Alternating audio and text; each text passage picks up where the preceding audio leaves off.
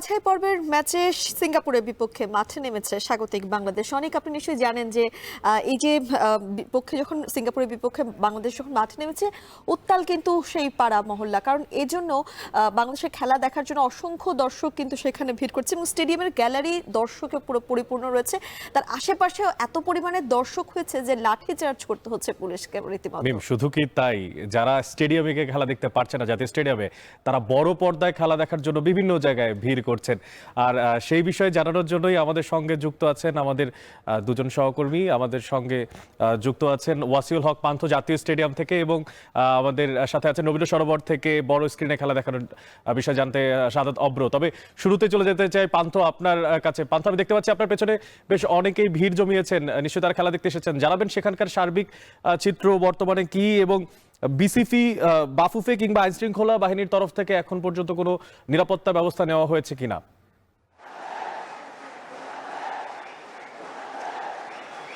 অনেক যেমনটি বলছিলেন, এখানে কিন্তু কান পাতলে শোনা যাচ্ছে বাংলাদেশ বাংলাদেশ ধ্বনি এবং হামজা হামজা ধ্বনি।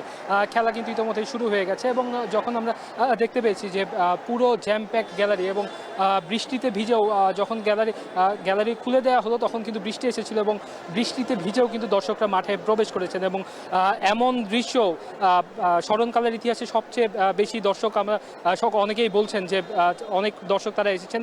এবং শুধুমাত্র তাই না, স্টেডিয়ামের ভেতরে যতজন দর্শক আছেন স্টেডিয়ামের বাইরেও কিন্তু অনেক দর্শক অপেক্ষা করছেন। আপনি যদি দেখতে পান, আমি এই মুহূর্তে স্টেডিয়ামের 1 নম্বর গেটে আছি। অনেকেই কিন্তু টিকিট হাতে নিয়ে দাঁড়িয়ে আছেন, কিন্তু নির্ধারিত যে সময় সেই সময়ে তারা পৌঁছতে না পারার কারণে তারা কিন্তু প্রবেশ করতে পারেনি। এবং মাঝে একটি অনাকাঙ্ক্ষিত ঘটনা আরও আজকেও কিন্তু ঘটে গিয়েছিল এবং কিছু দর্শক বা সমর্থক তারা কিন্তু গেট ভেঙে প্রবেশ করেছিলেন এবং গ্যালারিতে ঢোকার চেষ্টা করেছিলেন, কিন্তু সেখানে কিন্তু আইন শৃঙ্খলা বাহিনী শক্ত হাতে তাদেরকে দমন করেছে। এবং যার কারণে পরবর্তী সময়ে আমরা কিন্তু অনেকে দেখা গেছে যে সেই সময় গ্যালারির যে স্টেডিয়ামের ভেতরে গ্যালারির যে শাটার সেটিও কিন্তু নামিয়ে রাখা হয়েছে এবং অনেকে কিন্তু টিকিট নিয়ে এখনও অপেক্ষা করছে এবং যে যদি ভেতরে ঢোকার অনুমতি পাওয়া যায়। কিন্তু আমরা যা দেখেছি যে স্টেডিয়ামের ভেতরে, স্টেডিয়াম প্রাঙ্গণের ভেতরে কিন্তু অনেকেই টিকিট নিয়ে ঘোরাঘুরি করছে, কিন্তু তারা কিন্তু শাটার বন্ধ থাকার কারণে তারা ঢুকতে পারছে না এবং স্টেডিয়ামের গেটের বাইরেও শতাধিক দর্শক সমর্থক কিন্তু অপেক্ষা করছে। তো এখানে শুরুতে যদি আমরা বলি, সেখানে দুপুর 2টোর দিকে গেট ওপেন করার কথা থাকলেও তখন কিন্তু তারা গেট ওপেন করতে দেরি করে এবং প্রায় 1.5 ঘন্টা পরে তারা কিন্তু গেট ওপেন করেছিল। এবং এর পরবর্তীতে আজকের ম্যাচ দেখার জন্য কিন্তু অনেক রথী মহারথী উপস্থিত হয়েছেন। সরকারি পর্যায়ে থেকে আমরা দেখেছি মাননীয় যুব ক্রীড়া উপদেষ্টা এসেছেন, এছাড়াও বাংলাদেশ ক্রিকেট বোর্ডের সাবেক যে সভাপতি ফারুক আহমেদ তিনি এসেছেন, এছাড়াও সাবেক ক্রিকেটার, বর্তমান ক্রিকেটার অনেকে এসেছেন। আমরা দেখেছি বিপিএল ফ্র্যাঞ্চাইজি চট্টগ্রাম চিটাগং কিংসের যে স্বত্বাধিকারী সামির কাদের চৌধুরী, তিনিও কিন্তু পরিবারবর্গ নিয়ে এসেছেন।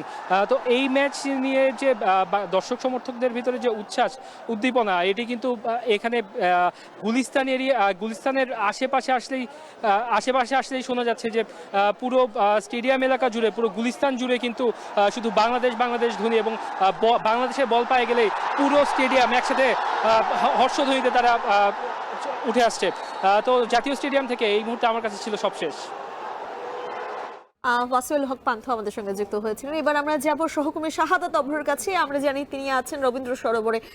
অভ্র, আজ তো আসলে বেশ আবহাওয়া গরম বলা যায়, সেই জায়গা থেকে ফুটবল সমর্থক, লাল সবুজের সমর্থক যারা রয়েছেন, দর্শক যারা রয়েছেন এই খেলা দেখতে, একদম বড় পর্দায় খেলা দেখার জন্য এখানে হাজির হয়েছেন, সেই দর্শকদের সংখ্যাটা কেমন দেখতে পাচ্ছেন একটু জানাবেন এবং তাদের প্রত্যাশাটা কি?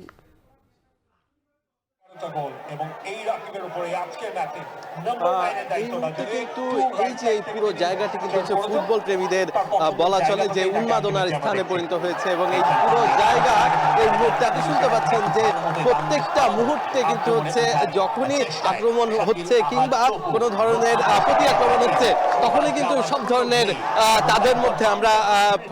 তাদের মধ্যে কিন্তু আমরা উন্মাদনাটা দেখতে পাচ্ছি এবং তারা কিন্তু বলছেন যে তারা আজকের এই ম্যাচটি আজকের এই উন্মাদনা শেষ কিন্তু পেয়েছিলেন তাদের আগের যেই বিশ্বকাপ হয়েছে তখন।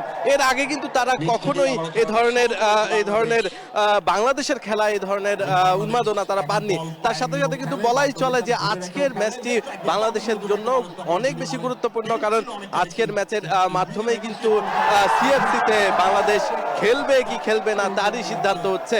এবং তার পাশাপাশি বাংলাদেশের যে ভক্ত, বাংলাদেশের ফুটবলের যারা ফুটবল প্রেমী, তারা কিন্তু এখানে এসে অনেক বেশি আশা প্রকাশ করেছে আমাদের মধ্যে যে কোনোভাবেই হোক বাংলাদেশ আজকের ম্যাচে জিতবে। এবং তার পাশাপাশি কিন্তু হচ্ছে বাংলাদেশের এই ম্যাচের জেতার মাধ্যমে বাংলাদেশের যেই ভক্তরা আছে তাদের আশার জায়গা থেকে বলাই চলে যে আজকের এই ম্যাচটিতে তারা প্রত্যেকেই বলছেন যে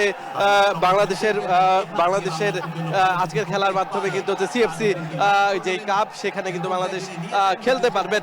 এবং গত 10 বছর আগে কিন্তু এই সিঙ্গাপুরের সাথে বাংলাদেশ খেলেছিল, তখন কিন্তু জিততে পারেনি। তবে সেই গোল যেই পরিশোধের ব্যাপার সেটি কিন্তু আজকের এই ম্যাচের মাধ্যমে একটি সুযোগ এসেছে। এবং এবারের বাংলাদেশ কিন্তু নতুন শক্তিতে বলাই চলে যে নতুন শক্তিতে জাগ্রত হয়েছে। আজকের এই ম্যাচে অভিষেক ঘটেছে একজনের, তার পাশাপাশি হামজা এবং জামাল ভুঁইয়া প্রত্যেকেই কিন্তু এখানে আছেন এবং বারবার কিন্তু আক্রমণ প্রতি আক্রমণের মধ্য দিয়ে এই যে আজকের যে ম্যাচটি সেটি কিন্তু হচ্ছে চলছে। আর যখনই ম্যাচ শুরু হয়েছিল তখনই কিন্তু হচ্ছে রেফারির বাঁশির সাথে সাথে প্রত্যেকের মাঝে কিন্তু উন্মাদনা সৃষ্টি হয়েছিল। তারা কিন্তু তার জায়গা থেকে কিন্তু হচ্ছে স্লোগান দিয়ে এবং হামজা হামজা জামাল জামাল স্লোগান কিন্তু আমরা এখানে শুনতে পেয়েছি। এবং এখানে রবীন্দ্র সরোবরে এত মানুষ শেষবার কিন্তু হয়েছিল সেই বিশ্বকাপে। এছাড়া কিন্তু এই যে বাংলাদেশের প্রতি ভালোবাসা, বাংলাদেশের প্রতি টান, এটি কিন্তু এর আগে দেখেনি বাংলাদেশের মানুষ। এমনটাই কিন্তু বলছে এখানে ফুটবল প্রেমীরা। তারা বলছেন বাংলাদেশের এই যে এমন ভাবে যদি খেলতে থাকে বাংলাদেশের খেলোয়াড়রা, তাহলে প্রত্যেকটি ম্যাচই হবে বাংলাদেশের জন্য বিশ্বকাপের মতোই উন্মাদনার। এই ছিল আমার কাছে রবীন্দ্র সরোবর থেকে সর্বশেষ।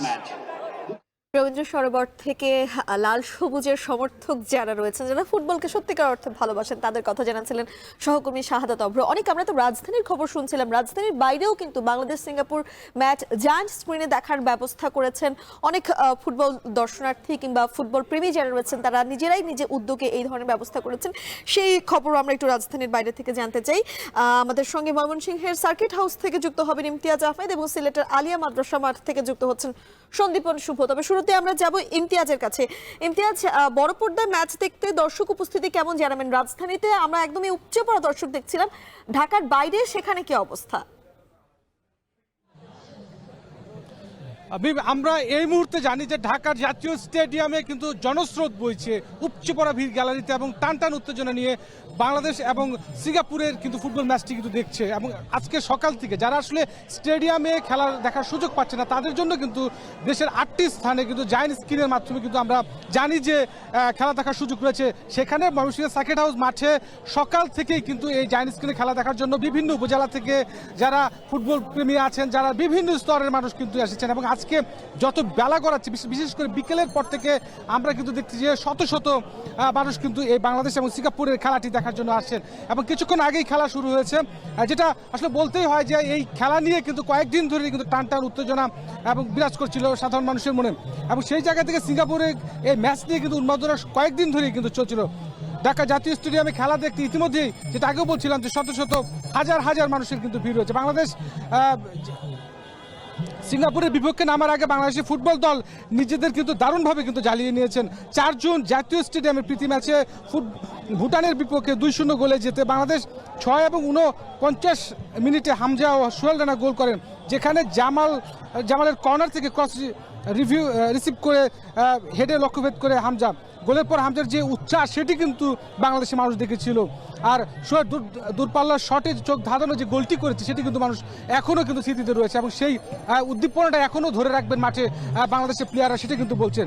এএফসি বিশ্বকাপের ফাইনাল পর্বের তৃতীয় রাউন্ডে বাংলাদেশ পড়েছে সি গ্রুপে।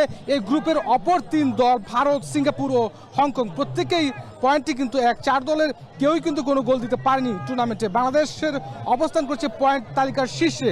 2, 3 ও 4 অবস্থান করছে হংকং, ভারত ও সিঙ্গাপুর। এএফসি এশিয়ান কাপ বাছাই পর্বে প্রত্যেক গ্রুপ থেকে কিন্তু 1 নম্বর দল উঠবে মূল পর্বের দিকে। আমরা জানি যে সিঙ্গাপুরে ম্যাচের আগে ভুটানকে 2-0 গোলে হারিয়ে নিজেদের প্রস্তুতি সেরেছে বাংলাদেশের ফুটবল দল।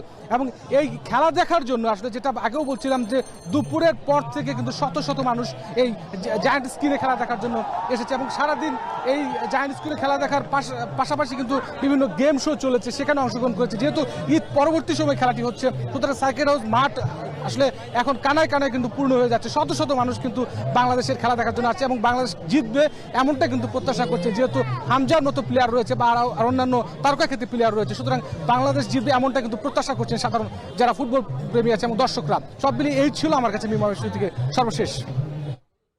ময়মনসিংহের সার্কিট হাউসের মাঠ থেকে সেখানকার জায়ান্ট স্ক্রিনে খেলার যে সবশেষ খবর জানাচ্ছেন ইমতিয়াজ। এবার একটু সিলেটের দিকে তাকাতে চাই। সিলেটে আছেন সন্দীপন শুভ। শুভ, আপনার থেকে জানতে চাই আসলে ঘরের ছেলে হামজা আর সৌমিত্রম দুজনই বিদেশ থেকে এসে জয়েন করেছেন বাংলাদেশ জাতীয় দলের সঙ্গে, নিশ্চয়ই তাদের মধ্যে উদ্দীপনা অনেক বেশি। তো জানতে চাই আপনার মাধ্যমে যে তারা কতটা আগ্রহের সঙ্গে সেখানে উপস্থিত হয়েছেন এবং কেমন চলছে সার্বিক সেখানকার তত্ত্বাবধানের অবস্থা।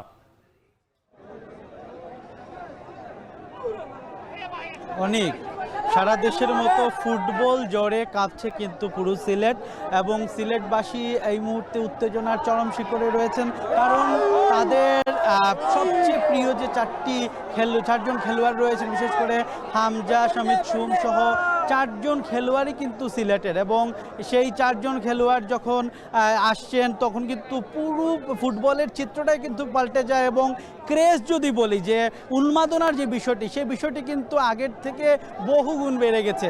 আমি যদি আপনাকে একটু জানিয়ে রাখি, দেশের 8টি স্থানে জায়ান্ট স্ক্রিনে দেখানো হচ্ছে, সিলেটের আলিয়া মাদ্রাসায় দেখানো হচ্ছে।